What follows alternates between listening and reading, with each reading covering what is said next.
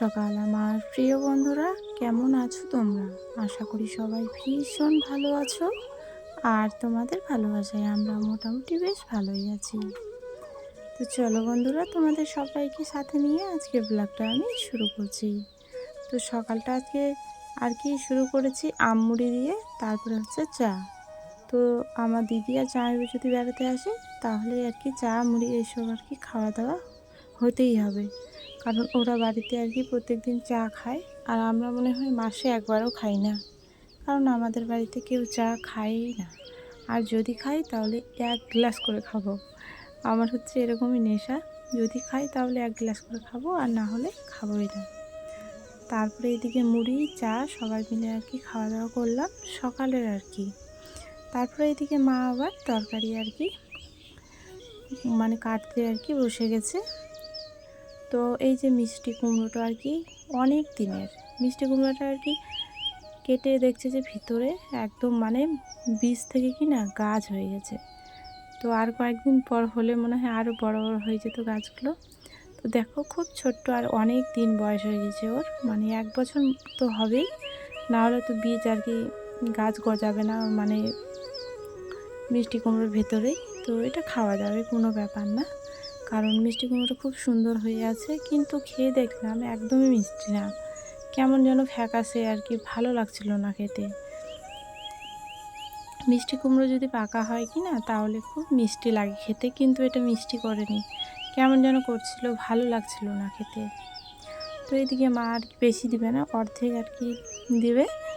হচ্ছে তোমার ওইদিকে আলু, তারপর হচ্ছে পুঁই শাক, এগুলো দিয়ে আর কি একটা আর কি ঘন্টার মতো তরকারি রান্না করছে সকালবেলা আর কি মুড়ি খাওয়ার জন্য।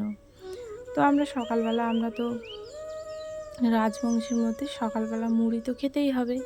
সকালবেলা পান্তা ভাত মুড়ি, তারপর লঙ্কার আর কি শুকনো লঙ্কার ছানাটা তো থাকতেই হবে, মানে থাকতেই হবে প্রত্যেক দিন। তারপরে ওইদিকে তোমার সকালবেলা মুড়ি খাওয়া দাওয়ার পরে এটা কিন্তু দুপুরের রান্না।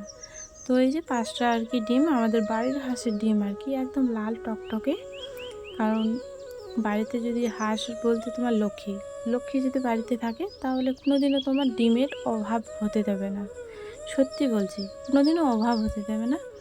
তো দেখো আমরা ক্যারি ব্যাগে করে আর কি ডিমগুলো, ওখানে পেঁয়াজ দিয়েছি, কাঁচা লঙ্কা, লবণ, হলুদ বাদে, ঠিক আছে, হলুদ দিবা না, হলুদ দিলে পরে ডিমটা কেমন যেন খেতে লাগে।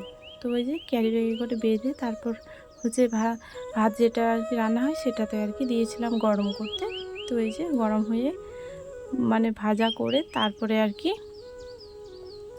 তোমাদেরকে দেখালাম আর কি, রান্নাটা আর কি দেখাতে পারিনি কারণ বাড়িতে আত্মীয় আছে তো তার জন্য। আর এই যে দেখো এইদিকে আমি এখন হচ্ছে টাকুয়া বাছতে বসে গেছি। আমার মেয়ে জানো টাকুয়া খেতে ভীষণই ভালোবাসে, তো তার জন্য পুকুর থেকে আর কি আমার মেয়েই নিয়ে এসছে। আর আমি জানো পুকুরে একদমই স্নান করতে যাই না, আমি বাড়িতে 1 বালতি জল নিয়ে এসে আর কি স্নান করি। তো ওই জন্য আমি আর কি পুকুরে নামিও না, আমার খুব ভয় লাগে। আমার মেয়ে আর কি এনেছে, তো খেতে চাই তো, মানে এই খোলাটা শুদ্ধ আর কি খেতে চাই, চুষে চুষে আর কি। তো তার জন্য এইভাবে আর কি রান্না করব কালকে আর কি। আজকে কেটে রাখলে পরে জলে যদি ডুবিয়ে রাখোই না, তারপরে দেখবো যে অনেক বাচ্চা বের হয়েছে।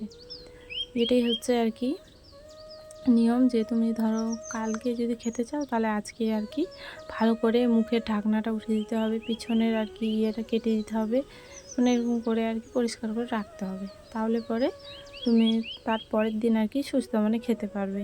তো বেশি না গো, অল্পটুকু নিয়ে এসেছিলো। তো এখন এই যে আমি জল ঢেলে আর কি রেখে দিলাম, তো এটা আবার কালকে ধুয়ে পরিষ্কার করে নিয়ে তারপর রান্না হবে।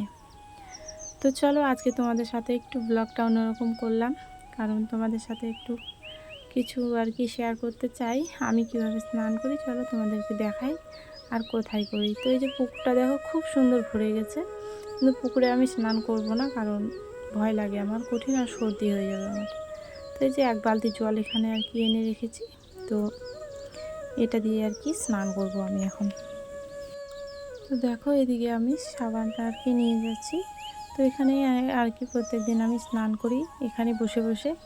আর আজকে জানো এত সুন্দর ওয়েদার, যে রোদ কিন্তু সেরকম আর কি নেই, আকাশটা আছে মেঘলা, তো খুব সুন্দর লাগছে। কিন্তু আমার শরীর হয়তো দুর্বল আছে, তার জন্য আমাকে জানো খুবই ঠান্ডা লাগে। আর এই যে তোমার এক বালতি জলে আমার হয়ে যায়, কারণ হয়তো আমার শরীর সত্যিই দুর্বল আছে। যখন আমি মানে স্নান করি না তখন আমি খুবই ঠান্ডা লাগে। তো ওই জন্য আমি পুকুরে যাই না, কারণ কাজ আর সর্দি আমার মানে এত তাড়াতাড়ি ধরে নেয় আমাকে। পুকুরে স্নান করলেই তাড়াতাড়ি আর কি আমার জ্বর আর সর্দি হয়ে যাবে।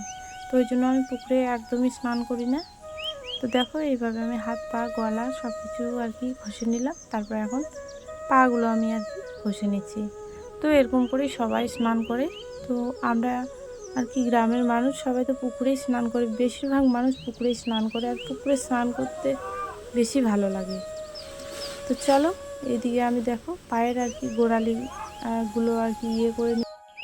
পায়ের গোড়াগুলো কেমন যেন ফেটে যায়, আমার দাগ দাগ হয়ে থাকে। তো তার জন্য আর কি আমি হালকা করে আর কি প্রত্যেক দিন ঘষে নিই, তাহলে আর কি উঠে যায়। কিন্তু ঠান্ডার সময় আমার প্রচণ্ড আর কি অসুবিধে হয়। তো এখন গরমের দিনে আর কি ঘষলে পরে আর কি পরিষ্কার হয়ে যায়, আর ঠান্ডার সময় আর কি বেশি হয়।